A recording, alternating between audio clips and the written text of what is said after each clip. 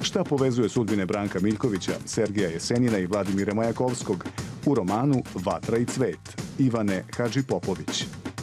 Branko Miljković je imao 27 godina kada je tragično stradao, Sergej Jesenjin 30, a Vladimir Majakovski 35.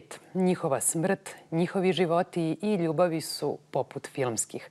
Roman Vatra i cvet Ivane Hadžipopović priča je o ova tri genijalna pesnika 20. veka. Zajednički imenitelj ove trojice genijalnih pesnika, osim poezije, jeste i smrt.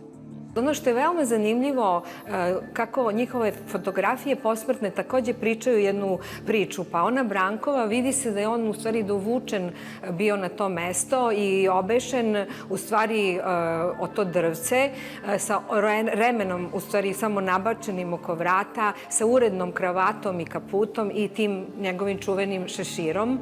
A one fotografije Jesenjina takođe su u suprotnosti sa medicinskim zvaničnim izveštajem, jer za njega se je bilo da je on u stvari izvršio samoubistvo trostruko vešanjem, sečenjem vena i gorenjem uz peć za grejanje. Što se tiče Majakovskog, njegovo telo je balsamovano sa ružom preko prostrelne rane, tamo da je on u stvari navodno pucao sebi u srce. Međutim, on je kako da kažem, nije mu bilo teško podmetnuti takvo samoubistvo jer je bio opčinjen pištoljima. Osim tri pesnika u romanu Vatra i cvet, atmosfera je četvrti junak. Autorka piše o tome šta se događalo iza kulisa književnosti i politike 20. i 50. godina prošlog veka i dovelo do fatalnog kraja Miljkovića, Jesenjina i Majakovskog. U njihovim životima veliki upliv je imala tajna policija, kao i u životima i u smrti.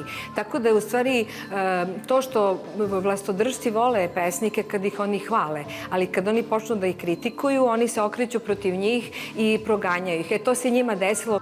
Čitajući roman Ivane Hadžipopović ne možete, a da se ne zapitate šta je bilo stvarno, a šta je autorkina mašta domaštala.